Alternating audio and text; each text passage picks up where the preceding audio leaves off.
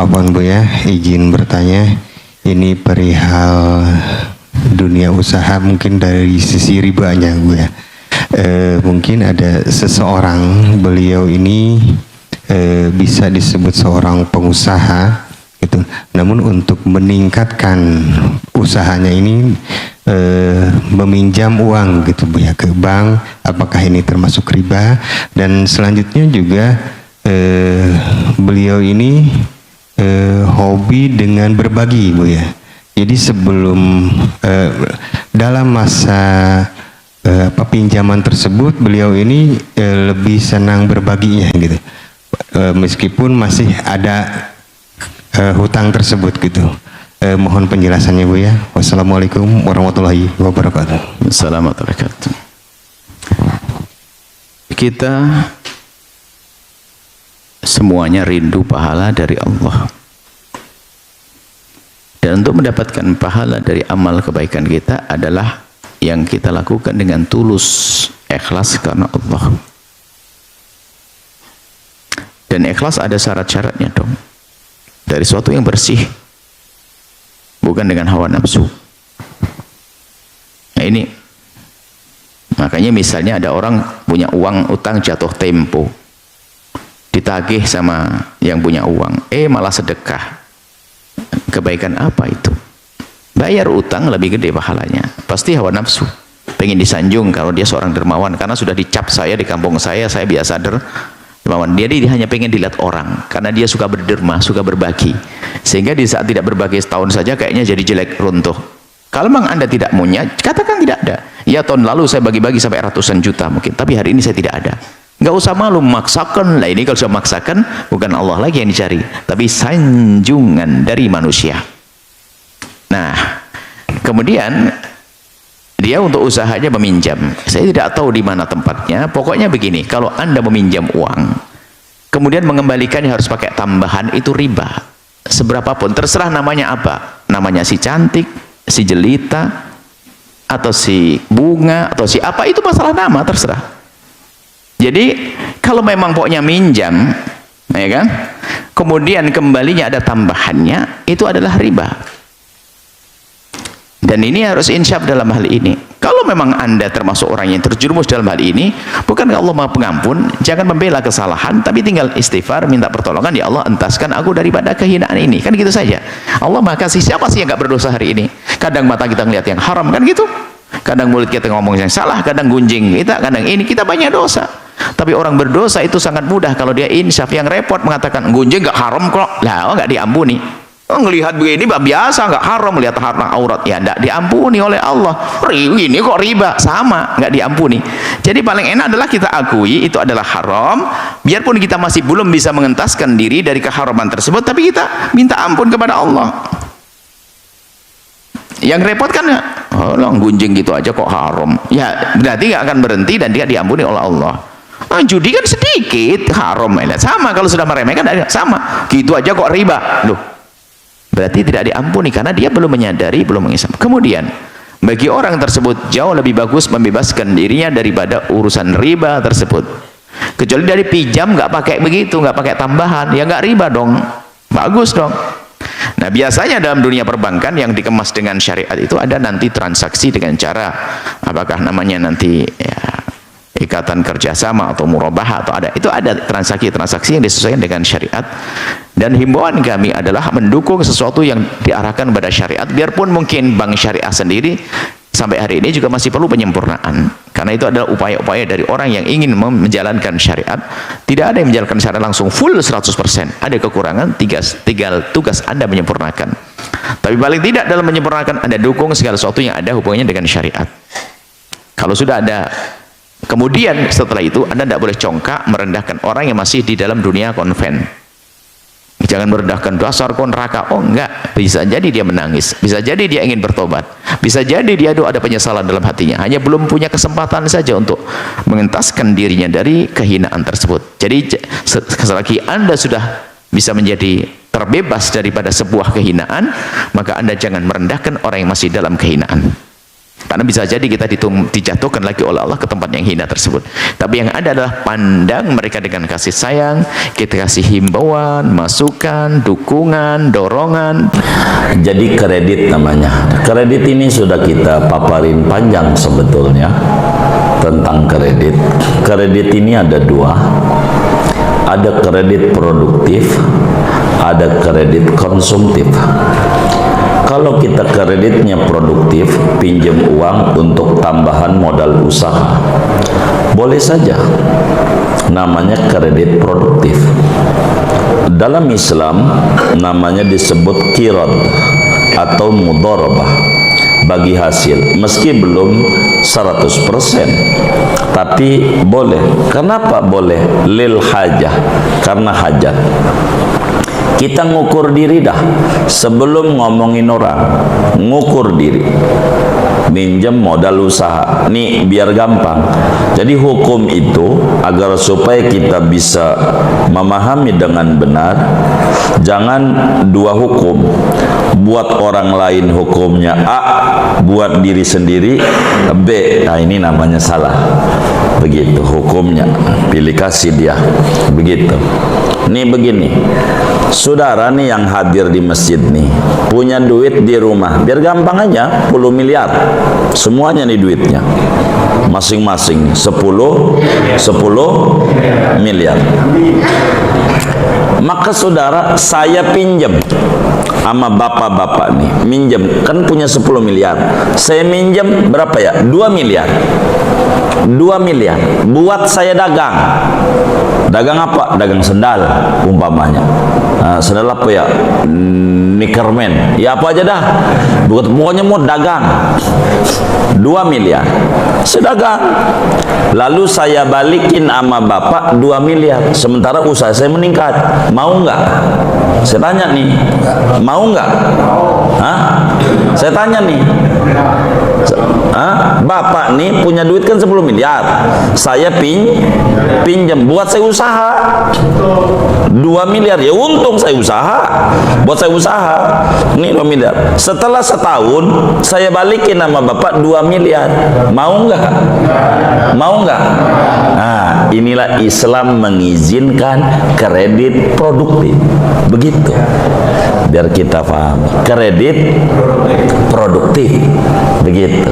Kredit produktif itu kan bahasa saja, mudharabah, bagi hasil. Ada dua tuh, ada namanya qirad, ada namanya mudharabah. Apa qirad mudharabah? Uang sama duit gitu, beda kata, sama isinya. Qirad, mudharabah. Biasanya dalam dunia bank syariah disebutnya mudharabah, enggak qirad. Ini bahasa aja, sama aja. Apa itu? Menanam modal untuk bagi hasil. Jadi boleh saja, karena kita perlu suntikan dana, enggak apa-apa. Jadi boleh karena hajat, enggak apa-apa. Yang kaya begitu. Sebab enggak ada orang minjem duit 2 miliar lalu mau dibalikin 2 miliar. Enggak ada. Gitu, enggak ada. Andai ada, bilangin tuh untuk saya umumin di majlis-majlis. Kasihan teman-teman saya usaha. Andai ada. Apa gitu? Iya, buat dipinjemin. Nggak ada. Ini bagi hasil, kata dia. Lu kan duitnya diputar buat usaha. Maka tentu begitu. Lain kredit konsumtif. Dia minjam duit buat beli beras. Minjam duit 200.000 buat beli beras, atau 1 juta begitu buat beli beras. Nah, namanya konsumtif, buat makan. Bayarnya 1 juta berapa kira-kira ya? Ya 1.200.000 atau 1.100.000 begitu, atau 1.050.000, pokoknya lebih aja. Nah, ini jadi masalah begitu karena kreditnya konsumtif. Begitu. Kalau kita kredit produktif, emang dia pengen menumbuh kembangkan usaha, ya ketika tumbuh kembang bagi dong. Begitu. Itu begitu. Namanya prinsip keadilan. prinsip keadilan. Tapi panjangnya kayaknya siapa ini yang ngerekam ini? RTK juga ada. Gak usah ribet, nggak punya. Ada. Nah, itu saya panjangkan itu. Jadi kita harus pahami betul. Boleh saja kalau saudara usaha minta suntikan dana. Bank ini kan ada dua sekarang nih. Bagus juga dengan dua ini. Ada namanya bank syariah, ada namanya konvensional. Kalau bank syariah ini enggak apa-apa. Tapi kalau ada orang ngomong NKRI bersyariah, ini dicurigai. Dicurigai. Begitu. Itu dicurigai dia. Itu ya sudut pandangnya beda. Padahal sama aja. Itu kan judul aja. Begitu. Apa itu bank syariah? Jadi saran kami kepada Pak Rahmat dari Malaysia ini, karena ada, mudah-mudahan kan ada juga bank Islamik begitu ya di Malaysia itu banyak kayaknya. Begitu. Kalau di Indonesia ada dua, ada bank syariah, ada bank konvensional. Minjemnya kemana kita? Kalau kita mau kemudian kredit produktif, saran saya kita lihat. Kalau kita termasuk orang yang ya usahanya baguslah begitu ya, begitu, maka kreditnya lewat bank konvensional.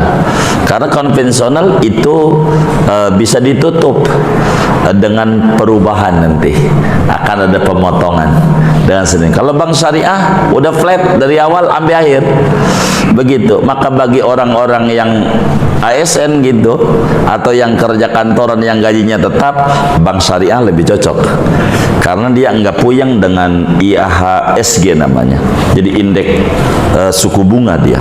Biasanya bank konvensional 2 tahun flat, tapi nanti mengikuti suku bunga. Ini bisa fluktuatif. Kalau bukan orang usaha bakal bingung dia. Begitu, ketika fluktuatif, sekarang cicilannya sekian, besok cicilan sekian, begitu. Tapi kalau bank syariah dia flat. Kalau 1 juta istilah kata 1 juta terus, begitu. Itu sebuah pilihan yang sangat-sangat bagus kalau buat saya, gitu. Silakan saja kemana saja, ngelihat dari sisi kemampuan kita, gitu. Sama aja, begitu. Mau bank konvensional boleh aja, mau bank syariah juga silakan saja. Intinya kalau kredit produktif silakan saja. Kredit produktif itu silakan. Sebab haji aja nih, haji, saudara, kalau saudara pengen paham, haji, kalau saudara bayarnya di awal sama di akhir, beda apa sama? Beda apa sama? Hah?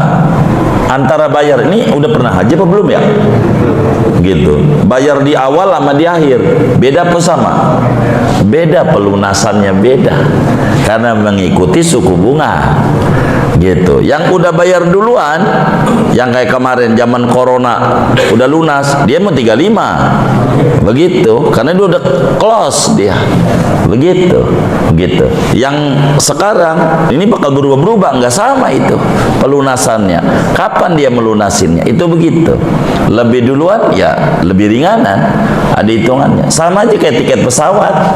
Begitu. Kalau masih lama murahan, kalau udah dekat mahalan. Begitu. Barangnya sama, pesawatnya sama juga. Ini menghitung waktu dalam dunia bisnis, itu begitu. Begitu.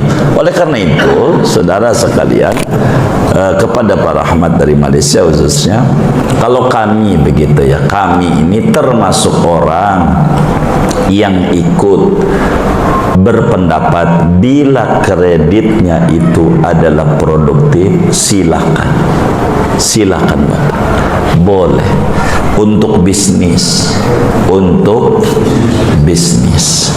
begitu, karena ini buat usaha, gitu, untuk dagang, karena dagang ini perlu suntikan dana. Orang dagang nggak ada namanya bank sosial. Jadi minjem nggak ada. Yang namanya bank itu lembaga usaha, jasa keuangan. Begitu, jasa keuangan. Itu begitu. Jadi silakan saja Pak Rahmat dari Malaysia itu untuk minjam. Kalau memang untuk penambahan modal usaha. Panjangnya saya udah pernah saya panjangkan ini. biar saya tidak mengulang uraian yang itu lagi kurang lebih demikian. Sebelumnya saya sudah peringatkan tentang dosa meminjam di bank. Tugas saya apa yang harus dilakukan Ustaz? Sebetulnya gini, minjam ke bank itu nggak dosa kalau banknya mengajarkan tuntunan yang benar. Tapi kalau ketentuan di banknya mengarahkan pada dosa, baru jadi dosa. Misal ada bank syariah dengan ketentuan syariah, pinjam meminjam itu diatur, utang piutang itu ada aturannya. Nabi pernah meminjam dan dikembalikan dalam pinjaman. Ya, sahabat lain pernah meminjam, dikembalikan dalam pinjaman. Turun aturan tentang pinjam meminjam. Quran saya surah kedua Al-Baqarah 282, paling panjang di Quran, sebelah kiri atas sampai dengan bawah. Ya ayyuhalladzina amanu idza tadayantum bidainin, hai orang-orang beriman, jika Anda akan saling minjam dalam berutang. Ada aturannya. Jadi meminjam itu kalau memang dibutuhkan baru, kalau tidak jangan buka pintu utang. Jangan buka. Antum selama bisa naik angkot jangan pernah membuka pintu utang kalau tidak bisa melunasinya. Ya, awas hati-hati. Antum kalau nikmat dalam kontrakan jangan dibuka pintu utang kalau masih bisa menjalaninya. Saya alhamdulillah kontrak biasa, kreditnya kepada Allah. Minta ya Allah sudah alhamdulillah. Ya, mulai dari petakan kecil tinggal di situ dan sebagainya kita menikmati, enggak ada bedanya besar dengan luas, yang penting cintanya meluas. Cinta kepada Allah, cinta pada keluarga dan sebagainya. Dan Allah tempatkan sendiri dan bukan aib. Kontrak bukan aib. Ya, bukan aib di situ. Naik angkot bukan aib. Angkot ya alhamdulillah punya sendiri uangnya daripada ngutang. Tapi ngutang pun bukan aib. Memang ada aturannya kalau bisa kita melunasinya. Yang salah adalah membuka pintu utang pada cara yang salah. Bunga. Durian aja belum berbunga, di bank sudah berbunga. Rambutan belum berbunga, di situ sudah berbunga. Dan bunganya berganda lagi. Nah, itu yang paling bahaya. Jika menemukan yang seperti ini, kasus sudah terjadi, apa yang dilakukan? Pertama, antum sudah diberi peluang oleh Allah beramal soleh lewat orang tua. Baca dengan hati yang baik dulu. Mungkin disitulah kesempatan antum untuk berbakti pada orang tua. Cari jalan. Bismillah. Jangan dimarahi karena kasusnya sudah selesai. Tapi berikan ibrah. Quran surah 16 ayat 125. Ud'u ila sabili rabbika bil hikmah. Masuk lewat hikmah dulu. Terima kasih telah melahirkan Nanda, merawat dan sebagainya. Nanda sayang sama mama. Begitu sayangnya dari awal Nanda ingatkan, jangan sampai terlibat begini karena khawatir begini. Ini karena sayang Nanda, bukan karena apa-apa. Tapi maafkan kalau kata-kata kurang berkenan. Insya Allah Nanda berusaha untuk bisa melunasi itu semua. Tapi mah janji ya, jangan lagi kita begini ya. Allah sayang kok pada kita. Insya Allah rezeki kita sudah diatur.